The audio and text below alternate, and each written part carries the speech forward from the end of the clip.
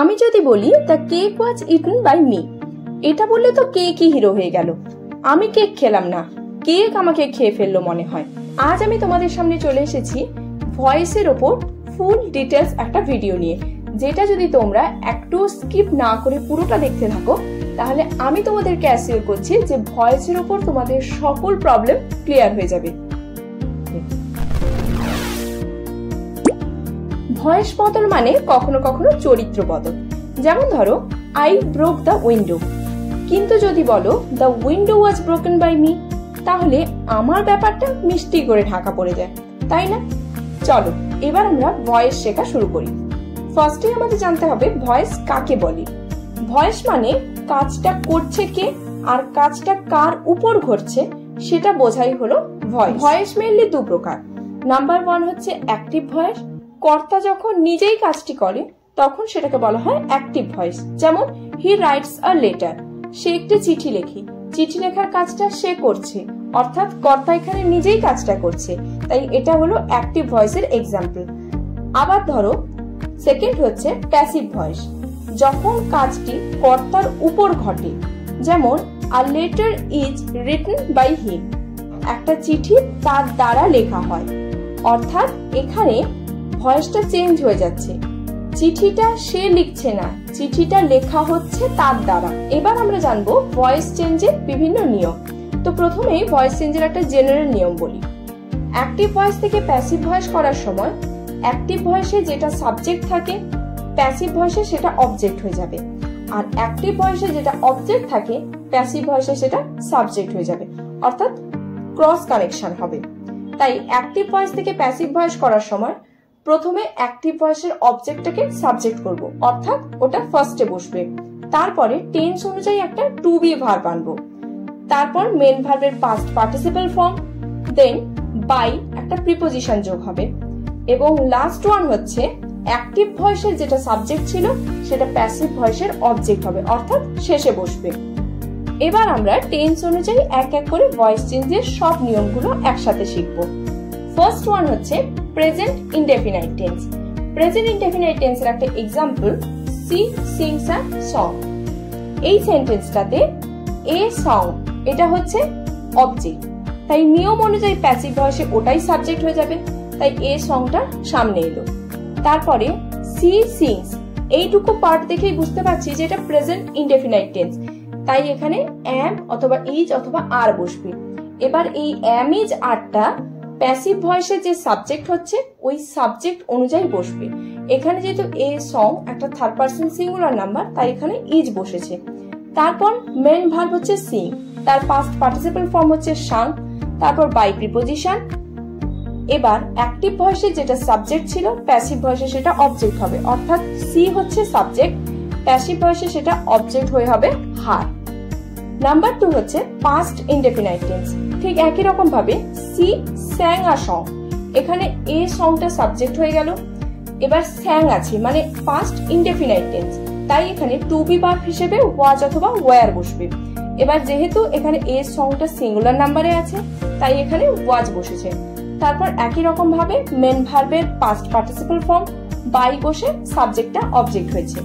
আর future indefinite টেন্সে হচ্ছে একই এক্সাম্পল রেখেছি যাতে তোমাদের বুঝতে সুবিধা হয়।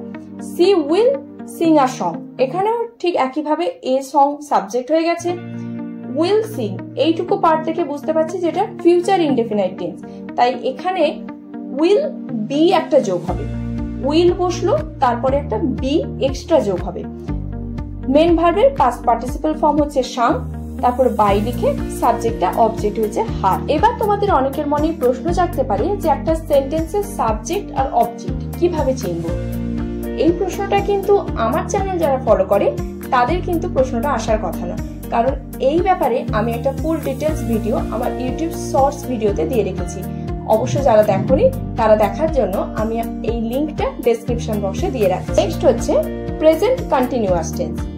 এর একটা অ্যাক্টিভ সেন্টেন্স হচ্ছে আই এম ইটিং রাইস। এখানে অবজেক্টটা সাবজেক্ট হয়েছে রাইস, টু বি ভার্ব বসেছে ইজ।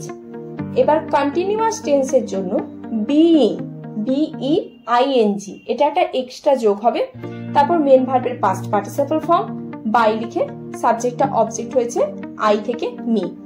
পাস্ট কন্টিনিউয়াস টেন্সেরও ঠিক একই রকম ভাবে আই ওয়াজ ইটিং রাইস, সেখান থেকে হচ্ছে রাইস ওয়াজ, যেহেতু পাস্ট কন্টিনিউয়াস তাই ওয়াজ এসেছে, বাকিটা একই রকম বিং ইটেন বাই মি। আর হচ্ছে প্রেজেন্ট পারফেক্ট টেন্স, যেমন she has completed the work, এখানে অবজেক্টের সাবজেক্ট হয়েছে দ্য ওয়ার্ক। তারপরে যেহেতু পারফেক্ট টেন্স তাই হ্যাজ এসেছে, হ্যাজ অথবা হ্যাভ বসতে পারে, তবে এখানে সাবজেক্টটা যেহেতু থার্ড পারসন সিঙ্গুলার নাম্বার তাই এখানে হ্যাজ বসেছে। তারপরে পারফেক্ট টেন্স হওয়ার জন্য বিন, বি ডাবল ই এন, বিন, এই ওয়ার্ডটা একটা এক্সট্রা আসবে। তারপর একই রকম ভাবে মেন ভার্বের পাস্ট পার্টিসিপল ফর্ম অর্থাৎ কমপ্লিটেড বাই লিখে সাবজেক্টটা অবজেক্ট হয়েছে সি থেকে হার। পাস্ট পারফেক্ট টেন্সেরও ঠিক একই রকম ভাবে he had stolen the money, তাহলে the money had been stolen by him. তবে তোমরা যদি ইনডেফিনাইট টেন্সের গঠনটা মনে রাখতে পারো এবং তার ট্রান্সফরমেশনটাও যদি মনে রাখতে পারো তাহলে কন্টিনিউয়াস এবং পারফেক্ট টেন্স খুব ইজিলি হয়ে যাবে। কন্টিনিউয়াসের জন্য একটা বিই আইএনজি বিইং এটা এক্সট্রা যোগ হবে, আর পারফেক্টের জন্য বিন, বি ডাবল ই এন, বিন, এটা একটা এক্সট্রা যোগ হবে। আর ফিউচার ইনডেফিনাইট হলে উইল এর পরে বি, বিই, বি, এইটুকু পার্ট এক্সট্রা হবে। এবার আমরা আলোচনা করব মোডাল ভার্বস থাকলে কিভাবে ভয়েস চেঞ্জ হয়। ধরো অ্যাক্টিভ ভয়েসে আমি যদি একটা এক্সাম্পল বলি, you should respect your parents, এই সেন্টেন্সটাতে অবজেক্ট হচ্ছে ইউর পেরেন্টস, সেটা প্যাসিভে সাবজেক্ট হয়ে গেল। তারপরে যেই মোডাল ভার্বটা আছে সেই মোডাল ভার্বটাই বসে যাবে, অর্থাৎ শুড, এখানে শুডটাই বসে গেল। মোডাল ভার্ব থাকলে সবসময় মনে রাখবে যে একটা বি, বিই, বি একটা ওয়ার্ড অ্যাড হবে, তারপরে একই রকম ভাবে মেন ভার্বের থার্ড ফর্ম অর্থাৎ রেসপেক্ট থেকে রেসপেক্টেড বাই লিখে সাবজেক্টটা অবজেক্ট অর্থাৎ ইউ থেকে ইউ। আবার ইম্পারেটিভ সেন্টেন্সের ক্ষেত্রে দেখো, ধরো ওপেন দ্য ডোর, এক্ষেত্রে হবে প্রথমে একটা লেট যোগ করতে হবে, এল ই টি, লেট, তারপরে দ্য ডোর, এই অবজেক্টটা সাবজেক্ট হবে, দেন এখানেও একটা বিই, বি অ্যাড হবে, তারপরে মেন ভার্বের থার্ড ফর্ম অর্থাৎ ওপেন থেকে ওপেনড। এবার আমরা জানবো ইন্টারোগেটিভ সেন্টেন্সের ভয়েস চেঞ্জ। অ্যাক্টিভ ভয়েসে আমি যদি বলি did he complete his task, then এটাকে প্যাসিভ করার সময় খুব ঠান্ডা মাথায় বোঝার চেষ্টা করো, ক্লিয়ারলি বুঝে যাবে। আমাদের নিয়ম হচ্ছে অবজেক্টকে সাবজেক্ট করা, অর্থাৎ হিজ টাস্ক, এটা আমার সাবজেক্ট হয়ে গেল। এবার আমরা অ্যাক্টিভ ভয়েসের সেন্টেন্সটা দেখেই বুঝতে পারছি যে ডিড আছে, মানে পাস্ট ইনডেফিনাইট টেন্স।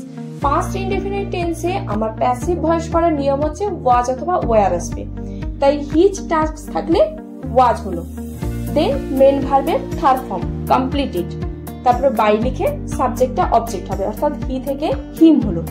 এবার এটা যেহেতু একটা ইন্টারোগেটিভ সেন্টেন্স, যেহেতু এখানে ডিড আছে শুরুতে, তাই আমাকে টু বি ভার্বটাকে একেবারে শুরুতে নিয়ে চলে আসতে হবে, অর্থাৎ ওয়াজটাকে শুরুতে আনতে হবে।